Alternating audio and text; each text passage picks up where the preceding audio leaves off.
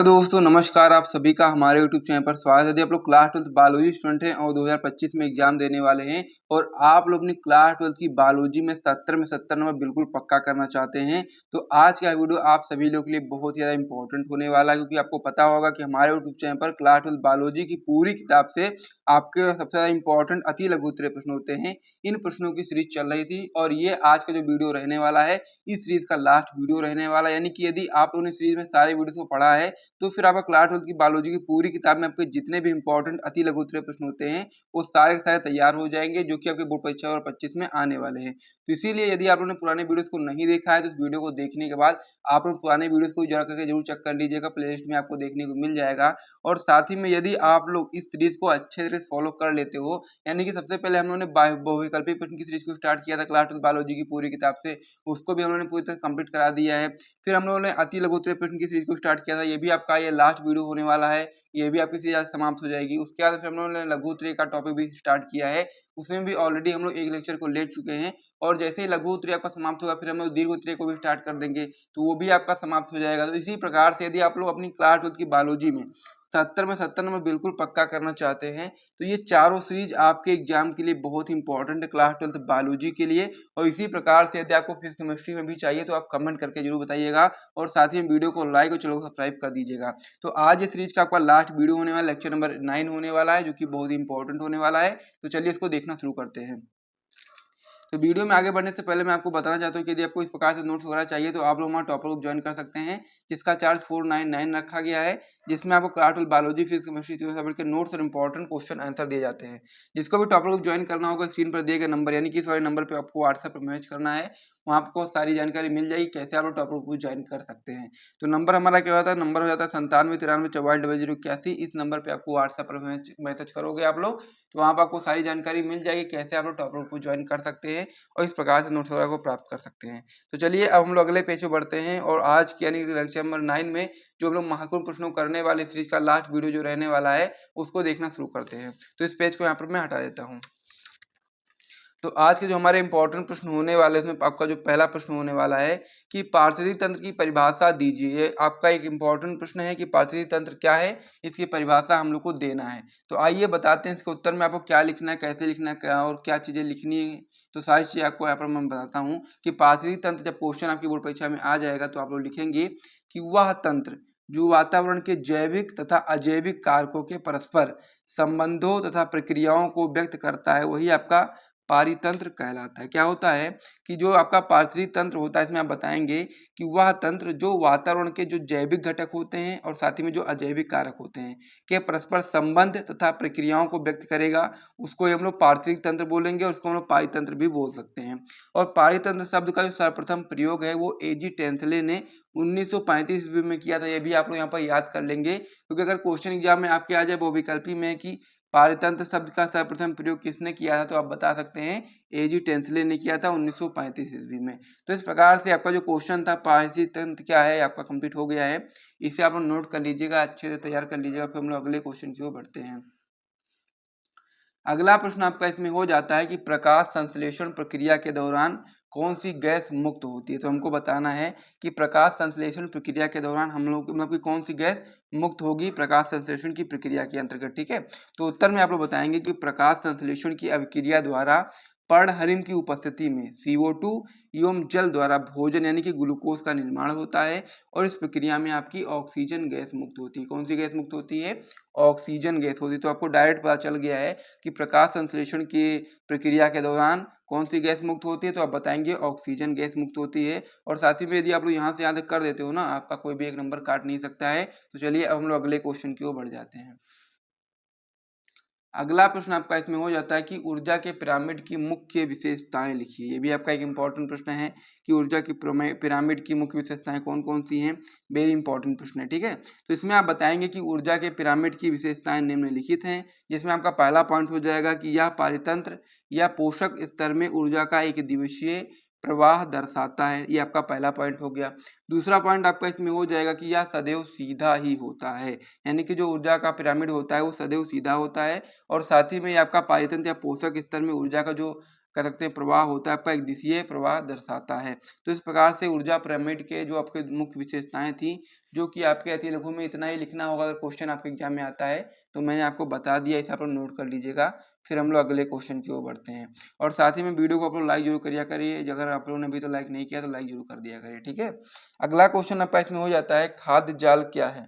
तो इसमें आप बताएंगे खाद्य जाल क्या है, तो आंसर में आप लिखोगे कि प्रकृति में विभिन्न खाद्य श्रृंखलाओं के अंतर संबंध से जुड़कर एक जटिल तंत्र का निर्माण होता है। इसको हम लोग क्या बोलते हैं, खाद्य जाल बोलते हैं। क्या होता है खाद्य जाल, एक बार फिर से रिपीट करता हूँ कि प्रकृति में विभिन्न खाद्य श्रृंखलाओं के अंतर संबंध से जुड़कर एक जटिल तंत्र का निर्माण होगा, जिसे हम लोग खाद्य जाल बोलेंगे, ठीक है। आगे आप इसमें बताएंगे कि इस प्रकार प्रकृति में खाद्य के अनेक वैकल्पिक मार्ग बन जाते हैं, जो कि आपके पारिस्थितिक तंत्र में साम्यावस्था के लिए महत्वपूर्ण है। तो खाद्य जाल भी बहुत ही इंपॉर्टेंट है पारिस्थितिक तंत्र में साम्यावस्था के लिए, तो इसको भी आप लोग याद कर लीजिएगा। ये भी आपका क्वेश्चन आपके एग्जाम में आ सकता है, तो इसको भी आप लोग अपनी कॉपी में नोट कर लीजिए, याद कर लीजिए। फिर हम लोग अगले क्वेश्चन की ओर बढ़ते हैं। अगला प्रश्न आपका इसमें हो जाता है कि पारिस्थितिक तंत्र के जैविक घटक पर टिप्पणी लिखिए। तो यानी कि जो आपका पारिस्थितिक तंत्र के जो जैविक घटक हैं, उनके ऊपर हम लोग को टिप्पणी लिखना है। ये भी आपका एक इंपॉर्टेंट प्रश्न है, आपके एग्जाम में आ सकता है। तो उत्तर में आप लोग बताएंगे कि सभी सजीव, जैसे आपका पादप हो गया, जंतु हो गया, सूक्ष्म जीव हो गया आदि, यानी कि जितने भी प्रकार के सजीव होते हैं, सभी सजीव आदि आपके क्या होते हैं, पारितंत्र के जैविक घटक होते हैं।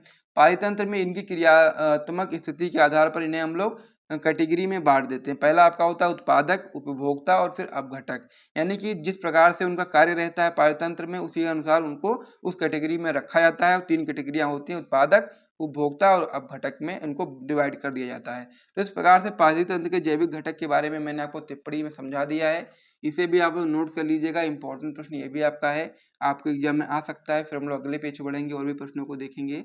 और साथ ही में आप लोग वीडियो को शेयर जरूर करिएगा यदि आपको पसंद आता है। और ये आपका ये लास्ट पे बचा हुआ है, बस इन्हीं प्रश्नों को आप लोग तैयार कर लीजिए।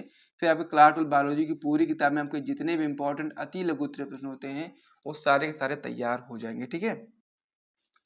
तो इसमें अब हमारा जो अगला क्वेश्चन हो जाता है आपका, हो जाता है कि जैव विविधता की परिभाषा लिखिए। ये भी एक महत्वपूर्ण प्रश्न है कि जैव विविधता क्या है। तो इसमें आप बताएंगे उत्तर में कि किसी एक क्षेत्र में मौजूद विभिन्न प्रजातियों और इन जातियों के पारिस्थितिक तंत्र की विविधता को ही हम लोग क्या बोलते हैं, जैव विविधता बोलते हैं। बहुत ही सिंपल सी परिभाषा है कि किसी एक क्षेत्र में मौजूद जो विभिन्न प्रजातियां होती हैं और साथ ही में उन प्रजातियों के पारिस्थितिक तंत्र की विविधता ही आपकी जैव विविधता कहलाती है। इसको भी आप लोग नोट करिएगा, इंपॉर्टेंट प्रश्न है। फिर हम लोग अगले क्वेश्चन की ओर बढ़ते हैं। अगला प्रश्न आपका इसमें दिया गया है, जो कि काफी इंपॉर्टेंट है कि जैव विविधता जिसको हम लोग तप्त स्थल को परिभाषित हम लोग यहाँ पर करना है। तो यहाँ पर आप बताएंगे कि तप्त स्थल पृथ्वी पर पादप एवं जंतुओं की दुर्लभ प्रजातियों की घनी आबादी के क्षेत्र होते हैं, जो कि आपके मानवीय गतिविधियों द्वारा नष्ट होने के खतरे का सामना करते हैं।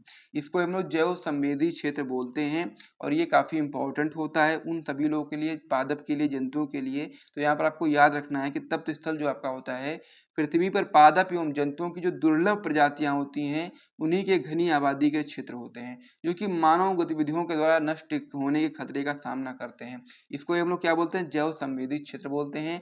और भारत में पूर्वी हिमालय तथा पश्चिमी घाट प्रमुख आपके तप्त स्थल क्षेत्र हैं। और संसार में आपके यहाँ पर 36 हॉट स्पॉट हैं, यानी कि आपके तप्त स्थल हैं। तो इस प्रकार से आप उसको याद कर लीजिएगा। ये भी आपका एक इंपॉर्टेंट प्रश्न है, आपके एग्जाम में जरूर आएगा, इसे आप लोग नोट कर लीजिएगा। फिर हम लोग अगले क्वेश्चन की ओर बढ़ते हैं। अगला जो क्वेश्चन है काफी ज्यादा इंपॉर्टेंट है और कई बार आपको एग्जाम में आया हुआ है, बहुविकल्पी में आता है, अति लघु में भी आ सकता है। तो क्वेश्चन आपका है कि विश्व पर्यावरण दिवस कब मनाया जाता है और उसका उद्देश्य क्या है। तो ये आपको यहाँ पर याद रखना पड़ेगा। यदि आपको याद नहीं है कि विश्व पर्यावरण दिवस कब मनाया जाता है, तो आप लोग याद रखेंगे कि विश्व पर्यावरण दिवस 5 जून को मनाया जाता है। और इसका जो उद्देश्य की जब बात करेंगे, तो इसका उद्देश्य यही होता है कि पर्यावरण को संरक्षित रखना, यानी कि पर्यावरण को सुरक्षित बना करके रखना ही विश्व पर्यावरण दिवस का कह सकते हैं एक उद्देश्य है। और विश्व पर्यावरण दिवस आपका 5 जून को मनाया जाता है, इसको आप लोग याद कर लीजिए। फिर हम लोग अगले क्वेश्चन की ओर बढ़ते हैं।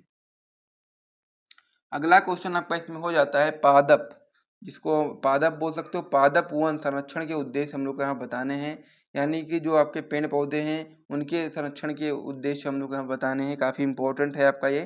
तो इसमें आप बताएंगे कि इसके उद्देश्य निम्नलिखित हैं। पहला पॉइंट आपका होगा प्राकृतिक संतुलन को बनाए रखने के लिए इसका संरक्षण बहुत ही इंपॉर्टेंट है। दूसरा पॉइंट आपका इसमें हो जाता है कि पादपों एवं जंतुओं के जीन पूल को सुरक्षित रखा जाता है इसमें, जो कि बहुत ही इंपॉर्टेंट है। तो इस प्रकार से दोनों उद्देश्य मैंने आपको बता दिए, इसको भी आप लोग याद कर लीजिएगा। फिर हम लोग अगले क्वेश्चन की ओर बढ़ते हैं। अगला क्वेश्चन आपका इसमें हो जाता है कि जैव विविधता क्षति के कोई दो कारण बताइए। ये भी आपका एक बहुत ही इंपॉर्टेंट प्रश्न है कि जैव विविधता क्षति के कोई दो कारण हम लोग को बताने हैं।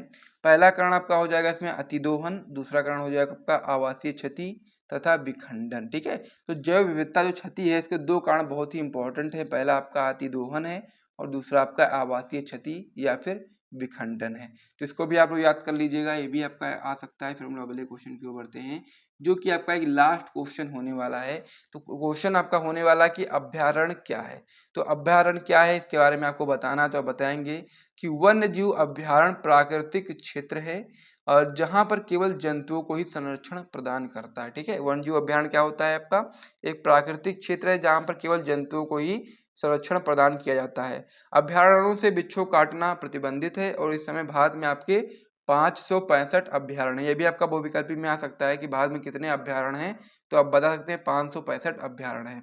तो इसको भी आप लोग नोट करिएगा, याद कर लीजिएगा अच्छे तरीके से। और साथ ही में यदि आपको वीडियो पसंद है तो वीडियो को लाइक करिएगा, चैनल को सब्सक्राइब करिएगा। आपकी क्लास 12 की बायोलॉजी की पूरी किताब में आपके जितने भी इंपॉर्टेंट अति लघु उत्तरीय प्रश्न होते हैं वो सारे के सारे प्रश्न यहाँ पर कंप्लीट हो जाते हैं। आप लोग अच्छे से पढ़िए, तैयारी करिए और साथ ही में वीडियो को लाइक और चैनल को सब्सक्राइब करना बिल्कुल भूलिएगा। मिलते हैं वीडियो में, तब तक के लिए जय हिंद।